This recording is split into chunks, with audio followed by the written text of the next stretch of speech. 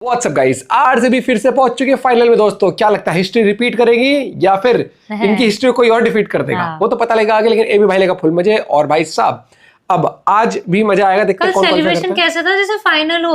नहीं, खेले भी बहुत बढ़िया भाई साहब। पटेदार की तारीफ होनी चाहिए, कमाल की बैटिंग करी है। 1 2 3 गो। क्या देख रहा है भाई? वीडियो को लाइक करो, चैनल को सब्सक्राइब करो, खींच के रखो मीटर, ढील मत दिया करो। चार रन शौक दे, बथेरे कुत्ते भौंक दे, चीखें निकलवा दी हैं आरसीबी ने और पहुंच गई है भाई लोगों बैक टू बैक फाइनल खेलने। जीत रही है क्या? मैं पुत्र पंजाब दा सुनो महलो वाली, आज उतारूंगा तेरे गालों की मैं लाली। आ जाइए प्रिंस आरसीबी के कोटे के नीचे। बड़ी प्ले होल्ड गोल्ड हो रही थी उस दिन है। आ जाओ भाई लोग लाइक सब्सक्राइब करके। राजा सिर्फ एक ही होता है। राजा कौन है कहानी में सबको पता होना चाहिए। आज लाइक सब्सक्राइब करके। अगर सांप काटते ही पलट जाए तो उसके जहर का असर होता है। हम सांप को काटने की इजाजत तो दे सकते हैं लेकिन पलटने की नहीं रे चमन चिंटू। आरसीबी समाज जिंदाबाद। आरसीबी भाई लोगों फाइनल खेलने जा रही है। किसके साथ ये अभी फाइंड आउट करना जरूरी है। अभी रुकना पड़ेगा। देखो, अगर गुजरात टाइटंस को रोकना है तो यहीं रोक लो। अगर ये किसी तरीके से फाइनल में आ गए फिर आरसीबी को भी दिक्कत हो जाएगी भाई लोगों, क्योंकि वहां इनको हराना इम्पॉसिबल नहीं है लेकिन मुश्किल है। आरसीबी ने ये वाली समस्या अपनी तरफ से दूर कर ली है। अब एसआरएच और आरआर जाने कि जीटी को कैसे रोकना है भाई लोगों। वेलकम, स्वागत है सभी का। वीडियो को लाइक कर दो, चैनल को सब्सक्राइब कर दो, मीटर खींच कर रखो, ढील बिल्कुल देनी नहीं है। 27 मार्च का वो दिन जब आईपीएल शुरू होने से ठीक पहले मैं लाइव शुरू किया था और आईपीएल पे बात कर रहा था कि कल से आईपीएल चालू हो रहा है। ऐसे करके हमने लाइव चालू किया था क्योंकि उस दौरान मैं 10-15 दिन लाइव नहीं आ पाया था। घर में काम वाम चल रहा था नए घर का। व्लॉग भी देख लेना, ये भी लाइव इन्फो पे, वो वाला भी आप लोगों के लिए अवेलेबल है। डिस्क्रिप्शन में लिंक भी है सारी चीज़ों का, वो भी एक बार देख लेना जरा। तो मैंने उस 27 मार्च वाले दिन भाई लोगों को कहा था, और किस किस को याद है जरा कमेंट बॉक्स में ऐसे भी कर देना। कोई बहुत बड़ी बात नहीं है कि आरसीबी अपना दूसरा बैक टू बैक फाइनल खेल जाए और हो सकता है भाई लोगों जीत भी जाए। बिल्कुल तारीफ करेंगे लेकिन थोड़ी थोड़ी करेंगे ताकि नजर वजर ना लगे। फाइनल में चली गई आरसीबी, इसका क्या फायदा है? देखो, इसका सबसे बड़ा बेनिफिट ये है, आप मेंटली रिलैक्स हो जाते हो। इसका नुकसान भी हो जाता है कई बारी, लेकिन इस टीम को फायदा होगा। अब वो तलवार नहीं लटकेगी अगले मैच में, हाय हार गए तो बाहर हो जाएंगे। अब आरसीबी सीधा धर्मशाला से जाएगी अहमदाबाद, आराम से चिल करेगी, बढ़िया सुथरा खाना खाएंगे, मन खुश हो जाएगा, कोई दिक्कत वाली बात नहीं है। तमाशा देखेंगे टांग पे टांग रख के कि दूसरी तरफ से आरआर एसआरएच का क्या होगा, उसमें से जो जीतेगी फिर जीटी और उस टीम में क्या होगा, फिर कोई टीम फाइनल के लिए आएगी। तो जो दूसरी तरफ से लोग आ रहे हैं वो बड़ी टेंशन लेके आ रहे होंगे भाई, लेकिन इधर से एक टीम और यही। और एक और चीज भाई लोगों, गुजरात टाइटंस के लिए मैं एक बात यहां शुरू में ही बोल दूं, क्योंकि आज तुम लोगों के लिए कुछ ज्यादा बोलने को है नहीं मेरे पास। फील्डिंग के कारण मिलो इधर मिलो, मेरे से मिलो। 20 पे ही कैच छोड़ दिया। फील्डिंग खराब, फील्डिंग के कारण एक टीम 1-2 आ सकती थी, 4 में भी नहीं आई। मैं बात कर रहा हूं पंजाब की। अरे तुमने क्या किया रे आज? रजत पटीदार का भाई लोगों 14 रनों पे कैच छोड़ा। रजत पटीदार का 20 रन पे कैच छोड़ा। उसके बाद ग्राउंड फील्डिंग, जहां 1 रन होना चाहिए वहां 4-4 रन जा रहे हैं। बहुत खराब फील्डिंग और इतना महंगा पड़ गया वो रजत पटीदार का कैच। और उसके बाद आज थोड़ी प्लानिंग में भी चेंजेस दिखी। 3 ओवर सिराज डालता था पावर प्ले में, 3 ओवर डालता था रबाडा ने डाले 3, लेकिन सिराज ने नहीं डाले। सिराज 2 ओवरों में 25 रन दिया। इससे पहले भी रबाडा या सिराज में से कोई ना कोई एक की कुटाई होती थी, लेकिन 3-3 ओवर दोनों डालते थे। तो यहाँ पे थोड़ा सा प्लानिंग में चेंजेस हो गया था आज। उसके बाद सिराज शायद अपना स्पेल भी पूरा नहीं कर पाए, वो तो बाद में देखेंगे। जीटी के लिए मैं कुछ इतना बोलना चाह रहा था, बेसिकली कोई दिक्कत नहीं है, टेंशन वेंशन नहीं लेनी। देखो सुनो, यही बेनिफिट होता है पहला और दूसरा फिनिश करने का। एक भाई ने कल भी मैसेज करके पूछा था, भैया ये प्लेऑफ का सिस्टम गलत नहीं है क्या? मैंने कहा कैसे? भैया वर्ल्ड कप की तरह होना चाहिए, सीधा सेमीफाइनल और फिर फाइनल। मेरा तो ये मानना है भाई, वर्ल्ड कप में भी ये 1-2 वाला अप्लाई करवाओ अगर हो सकता है तो। भाई एक बात बताओ आप, हाँ या ना करना, एक टीम थ्रू आउट एक टूर्नामेंट में अच्छा खेलती है, चाहे वो वर्ल्ड कप हो चाहे वो आईपीएल हो। एक टीम अच्छा खेलती है, सबको हराते हुए आती है। प्लीज यहाँ पे 2023 याद मत करना, मैं याद नहीं करा रहा हूं, मैं एग्जाम्पल दे रहा हूं। एक टीम थ्रू आउट अच्छा खेलती हुई आती है, और मिल जाता है ना, वो 1-2 रहती है या 1 पे रहती है, भाई उसको कोई तो बेनिफिट मिलना चाहिए।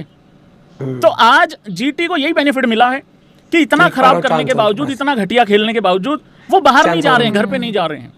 तो ये बेनिफिट मिलना चाहिए भाई किसी भी टीम को। तो जीटी वालों टेंशन नहीं लेनी है, आओ चंडीगढ़ आओ, कोई दिक्कत नहीं है। उस्ताद होनी यहीं पे हैं, खाना वाना लगवाते हैं, कोई दिक्कत नहीं है। उसके बाद एसआरएच को या फिर आरआर में से किसी एक को हराओ और उसके बाद फिर अहमदाबाद जाओ। यार 2016 रिपीट होने के भी बहुत ज़्यादा चांसेज हैं। राजस्थान को हल्के में नहीं लेना, लेकिन यहाँ कुछ भी हो रहा है भाई, देखते हैं आगे क्या होता क्या नहीं। रजत पाटीदार, या फिर ये चैप्टर रजत पाटीदार का है, मतलब मैं जो बात कर रहा हूं अभी अगले 2-3 मिनट, या फिर ये उन 15वें, 16वें, 17वें, 18वें, 19वें, 20वें ओवर की कहानी है। आखिरी 5 ओवर भाई में लोगों तो होता क्या है, आरसीबी ये मैच जीती कहां? पहली बात तो इतना ऊपर पहाड़ों पे ले जाके भाई पहाड़ जैसा स्कोर खड़ा कर दिया। और रजत पाटीदार को लोग कहते हैं स्पिन का बहुत अच्छा प्लेयर है। भाई स्पिन का नहीं है, वो फास्ट बॉलर को भी बड़ी क्रूरता से मारता है, बहुत गंदे तरीके से मार रहा है। 14 ओवरों तक सब कुछ ठीक ठाक चल रहा था। 10 बॉल में 14 रन थे रजत पाटीदार के, 13 बॉल में 21 रन थे। और तालियां बज जानी चाहिए और रजत पाटीदार का स्पैम हो जाना चाहिए। और बताने की जरूरत नहीं है कि किंग कौन है इस टीम का। किंग और प्रिंस की लड़ाई में आज प्रिंस ने हक दिया है। और किंग के 43 किस वैल्यू, क्यों वैल्यू रखते हैं वो आगे बताऊंगा। पर रजत पाटीदार ने भाई राजाओं वाला काम किया है इस टीम के लिए। एक ऐसी टीम जो आईपीएल का फाइनल नहीं जीत रही थी, अपनी कप्तानी में एक रिप्लेसमेंट आया था, कभी एक रिप्लेसमेंट आया था और उसके बाद क्या रिप्लेस कर दिया है उसने। एक फाइनल जिता दिया, दूसरा फाइनल में एंट्री ले चुका है, दूसरी ट्रॉफी सिर पे खड़ी है। आखिरी की 20 बॉल में 72 रन मारे भाई रजत पाटीदार ने। 72 93 रन की इतनी बेहतरीन पारी खेली है, कमाल लाजवाब कर दिया भाई। 33 बॉल में 5 चौके 9 छक्के, 281 का स्ट्राइक रेट। Over number 15। अब ये मैच पलटा कैसे है ये देखो जरा। और रजत पाटीदार की कप्तानी तो चलो अलग है, लेकिन कप्तानी भी और साथ में एज बैट्समैन भी, बल्लेबाजी, इंजरी भी हुई, बाहर भी हुआ, सारा कुछ हुआ, लेकिन रजत पाटीदार भाई कमाल कर गया। एक और चीज यहां पे मैं बता दूं, देखो श्रेयस अय्यर की कुछ पारियां अच्छी आती हैं, सूत्रों के हवाले से मुत्तर हो जाते हैं इंस्टाग्राम पे, ट्विटर पे, कप्तान अगला बनेगा। 2 पारियां गिल की अच्छी आती हैं, सब लोग यही बात करते हैं। और शुभमन गिल तो कैप्टन है भी है, पर T20 में उसको वापसी करनी है। और गिल की एक सबसे बड़ी गलती आगे बताऊंगा। पर यार रजत पाटीदार के बारे में कोई बात नहीं करता यार। भाई यार मेरे रजत की तो कोई टीम इंडिया में वैसे भी बात नहीं कर रहा, कप्तान तो बहुत दूर की बात है। इसने करी थी। ठीक है भाई, नहीं बनाना मत बनाओ, लेकिन बाकियों की तरह अप्रिशिएट भी कर दो, फिर उसमें क्या दिक्कत है। बहुत बहुत मुबारक रजत पाटीदार के फैंस, विराट कोहली के फैंस और आरसीबी के फैंस को सबसे ज्यादा मुबारक है। भाई लोगों, ये आरसीबी मैच कहां जीती है कोई बता सकता है? एक तो पहली पारी में ही प्लेऑफ में इतना बड़ा स्कोर खड़ा करके पहली पारी में ही रिजल्ट दे देना ये बहुत कम होता है।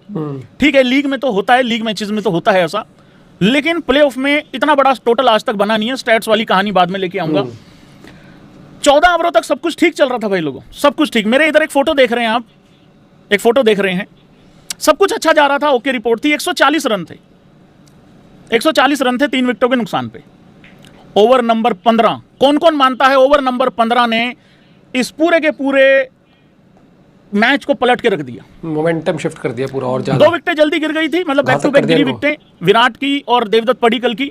उसका नुकसान क्या हुआ? नुकसान ये हुआ कि 2 नए बैट्समैन क्रीज पे थे और यही वो मोमेंट था जहां जीटी चूक गया।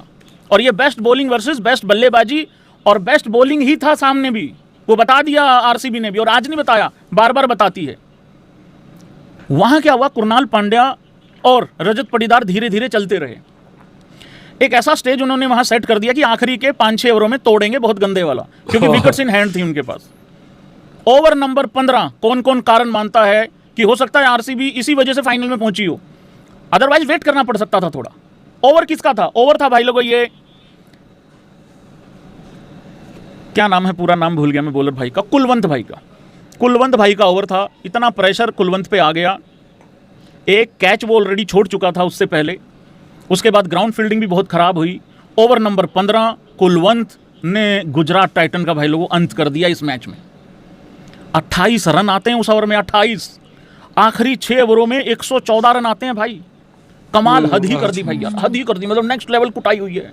15वें ओवर में 28, 16वें में 21, 17वें ओवर में 15, 18वें में सिर्फ 10, 19वें में फिर 21, 20वें में फिर 19 रन। इतनी बेहतरीन तरीके से यहाँ कुटाई हुई है। और कुरनाल की वो पार्टनरशिप बड़ी इंपॉर्टेंट थी, क्योंकि नहीं तो वहाँ गड़बड़ भी हो सकता था भाई उस तरीके से, मतलब। तो ये है कहानी इस मैच की। कुलवंत का ओवर बहुत महंगा पड़ गया वो, और कैचेस ड्रॉप नहीं करनी चाहिए। आप देख रहे होगे ना अगर मैच कल, तो आपको दिखा होगा कि फील्डिंग बहुत ही घटिया, वाहियात और मैं कहूंगा कि बिल्कुल ही निचले स्तर की फील्डिंग थी। वरना रजत पाटीदार के आप कैच छोड़ेंगे वो पता हो कितना घातक हो सकता है, उससे कैच छोड़ दिया आपने। कमबैक पावर प्ले में बहुत बढ़िया स्कोर था इनका आरसीबी का, लेकिन जिस तरीके से इन्होंने विकेट लिए ना, फिर उसके कोहली का लिया और पडिक्कल का लिया, तो ये कमबैक कर सकते थे और ये टारगेट को 200-210 तक रोक सकते थे। और उस वजह से वो टारगेट होता तो ये थोड़ा सा और सूझबूझ से बैटिंग कर सकते थे, लेकिन इनका टारगेट इतना भयंकर दे दिया, इतना मतलब लिटरली ऐसा लग रहा था कि बॉल पे थप्पड़ पड़े हैं कल। ऐसी बैटिंग करी उन्होंने, और घातक बैटिंग जिसे कहते हैं ना, ये थी। और ये फर्स्ट बैटिंग कर रहे थे, इन पर प्रेशर वैसा वाला नहीं था, टारगेट बनाने का प्रेशर था लेकिन ऐसा नहीं था। लेकिन जबकि वो बैटिंग करने जब आई जीटी के सामने मिल गया भाई साहब पहाड़। अब उनको ये नहीं पता कि इस पहाड़ के ऊपर चढ़े तो चढ़े कैसे। भाई उनको एक ही सिंपल सा था, आती घातक बैटिंग करनी है, और घातक हो नहीं सकती थी क्योंकि हर बॉल पे आपको घातक बनना पड़ेगा, और वो चीज हुई नहीं। प्रैक्टिकली मैं बात करूँ, यहाँ पर प्रेशर था, गिल पे ही प्रेशर था। अब देख लो वो जिस तरीके से बोल्ड हुआ, और उसके बाद इनके हाथों से मैच इस तरीके से निकल गया, वो दिख गया कि वो प्रेशर था इतने बड़े टारगेट का प्रेशर हमेशा रहेगा, कितनी भी बढ़िया टीम हो, कुछ भी हो। और जितनी हमने बॉलिंग की तारीफ आज तक जीटी की सुनी और जितनी करी ना, कल पूरा ही गुड ओवर हो गया कल, नो डाउट। जब आप रबाडा की बॉलिंग आप देख रहे हो ना, कोहली कितना स्ट्रगल किया था उस ओवर में, नो डाउट वैसा स्ट्रगल नहीं था, कोहली का इंटेंट थी मार पिटाई वाली, लेकिन वो हुई नहीं उस ओवर में। और कल थोड़ा सा लगा कि क्या यार जीटी रोक सकती है इनको 200 से पहले, लेकिन उसके बाद भाई साहब कोहली ने भाई साहब तोड़ा, फिर पाटीदार ने तोड़ा, कुणाल पांडे के अंदर कुंभू पांडे आ गया, उसने तोड़ा, जितेश ने आखिरी में अच्छा फिनिश करा, और फिर बॉलर ने तो भाई 4 चांद लगा दिए। तो मुझे लगता है ये आरसीबी का ही गेम था शुरुआत से ही, और जिस तरीके से इस इंटेंट के साथ बोल्ड तरीके से खेलना, ये सही बोला भाई ने कि मतलब इस टीम में कॉन्फिडेंस ही अलग आ चुका है जब से ये लास्ट ईयर जीते हैं। आप लोग पॉइंट भी शेयर कर सकते हो। मिलते हैं वीडियो के साथ, बाय बाय, टेक केयर।